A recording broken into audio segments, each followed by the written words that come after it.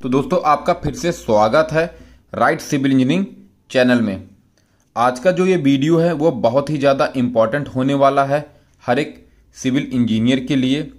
आज के इस वीडियो में मैं आपको बताने वाला हूँ स्टील के लैप लेंथ के बारे में। अक्सर इंटरव्यू में इससे रिलेटेड क्वेश्चन पूछे जाते हैं और काफ़ी सारे सिविल इंजीनियर को मैंने देखा है उनको प्रॉब्लम होती है। तो दोस्तों वीडियो शुरू करने से पहले मैं बताना चाहता हूँ, अगर आप इस चैनल पर अभी नए आए हैं तो आप प्लीज़ चैनल को सब्सक्राइब कर लीजिए और इस वीडियो को लाइक कर दीजिए। तो चलिए फिर वीडियो को शुरू करते हैं। आप देख रहे होंगे यहाँ पर मैंने ये 3 वर्ड लिखा है, लैप लेंथ, ओवरलैप और लैप स्प्लाइसेस।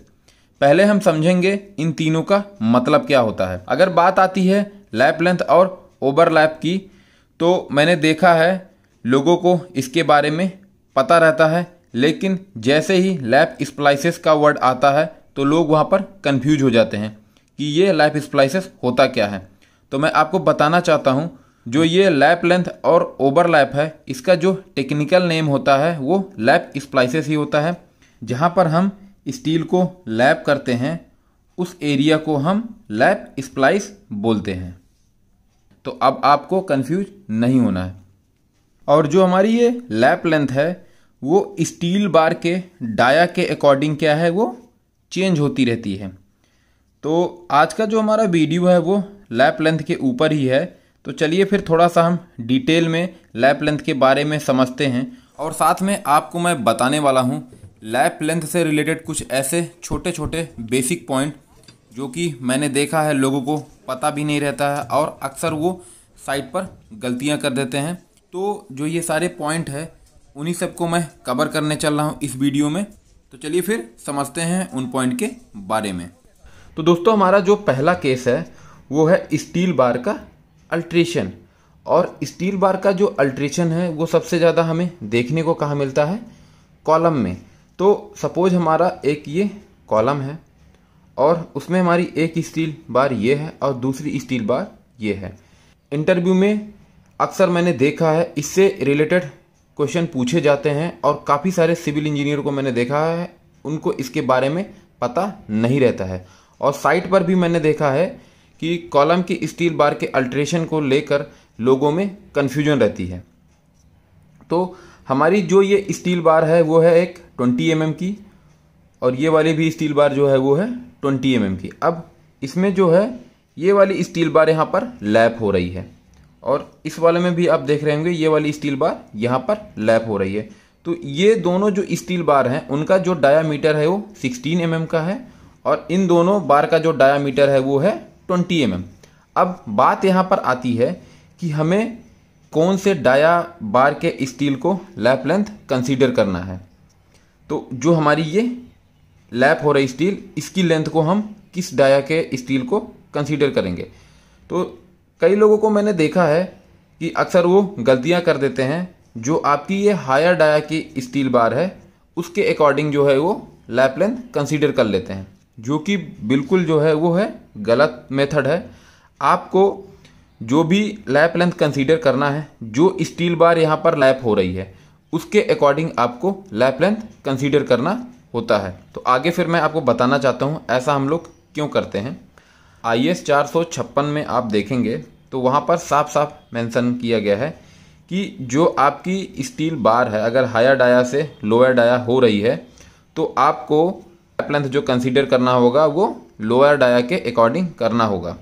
अगर आपकी जो ये 20 mm डाया की स्टील बार है ये कंटिन्यू होती, आपको इसको अगले फ्लोर पर भी लेके जाना है, तो आपका जो लैप लेंथ है वो 20 mm डाया के अकॉर्डिंग कंसीडर किया जाता। लेकिन क्या है आपकी जो ये स्टील बार है वो यहाँ पर ब्रेक हो रही है, मतलब इसका जो फंक्शन है वो इस फ्लोर पर ख़त्म हो रहा है। अब यहाँ से हमारी 16 mm डाया की स्टील बार का फंक्शन स्टार्ट हो रहा है।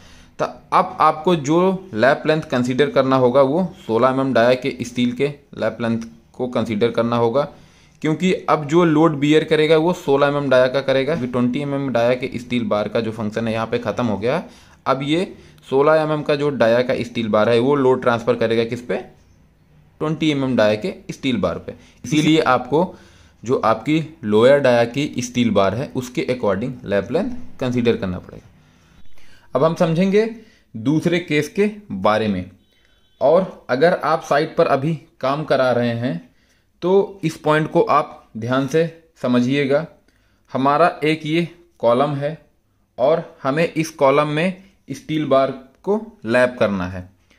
तो आपको ध्यान देना है जो भी आपके स्टील बार इस कॉलम में यूज हो रही हैं तो उसका 50% ही आपको लैप करना है एक फ्लोर पर, और फिर आपको 50% दूसरे फ्लोर पर करना होता है। इस चीज़ को ज़रूर माइंड में रखिएगा। और दूसरी चीज़ जो सबसे ज़्यादा इम्पॉर्टेंट है, आप जो 50% लैप कर रहे हैं बार का, तो जो पहली बार का लैप लेंथ है और जो हमारी दूसरी बार का लैप लेंथ है, तो पहले बार के लैप लेंथ के सेंटर से दूसरे बार के लैप लेंथ के सेंटर की जो दूरी है वो 1300 mm से कम नहीं होनी चाहिए। आपको इस चीज़ को भी ध्यान में रखना है जब आप स्टील बार की लैपिंग कर रहे हो कॉलम में। तीसरा केस हमारा है, आपको कभी भी 36 mm डाया के ऊपर के स्टील बार को लैप नहीं करना है। अगर आपके जो भी स्ट्रक्चरल कंसल्टेंट हैं वो कॉलम में 36 mm डाया के ऊपर के स्टील को अलाउ करते हैं तो आपको वो लैप के लिए अलाउ नहीं करेंगे और आपको बताएंगे कि इन स्टील बार को आपको क्या करना है, लैप नहीं करना है, इनको आपको बेल्ड करना है। और जहाँ पर ये स्टील बार बेल्ड हो रही हैं तो उसकी क्या होगी, ये प्रॉपर डिजाइनिंग करके बताएंगे कि आपको कैसे बेल्ड करना है। और आप देख रहे होंगे कि इन स्टील बारों में क्या है, ये रिब्स बने हुए हैं। तो जहाँ पर ये स्टील बार बेल्ड होती है तो वहाँ पे बताएंगे कि आपको कैसे इनमें रिब बनाने हैं उसके बारे में। दूसरा पॉइंट आता है, अगर 36 mm डाया के ऊपर के स्टील बार को अगर हम लोग लैप करते हैं तो जो आपका ये कॉलम का क्रॉस सेक्शन एरिया है उसके अकॉर्डिंग जो आपका ये स्टील का परसेंटेज है कॉलम में वो 6% से ज़्यादा नहीं होना चाहिए। तो इस चीज़ को भी आपके जो स्ट्रक्चरल कंसल्टेंट हैं उसको देखते हैं। और तीसरा पॉइंट इसी में आता है, अगर 36 mm डाया के जो ऊपर के स्टील बार हैं उनको अगर हम लैप करेंगे तो वर्कमैनशिप में भी प्रॉब्लम होगी। जब हम कंक्रीटिंग करेंगे तो उस टाइम बहुत सारी प्रॉब्लम क्रिएट हो सकती हैं। अगला केस हमारा है, जो आपकी ये लैप लेंथ होती है स्टील की वो कभी भी जो आपकी ये डेवलपमेंट लेंथ है उससे कम नहीं होनी चाहिए। डेवलपमेंट लेंथ जो है वो कंक्रीट के ग्रेड के अकॉर्डिंग डिफाइन की जाती है।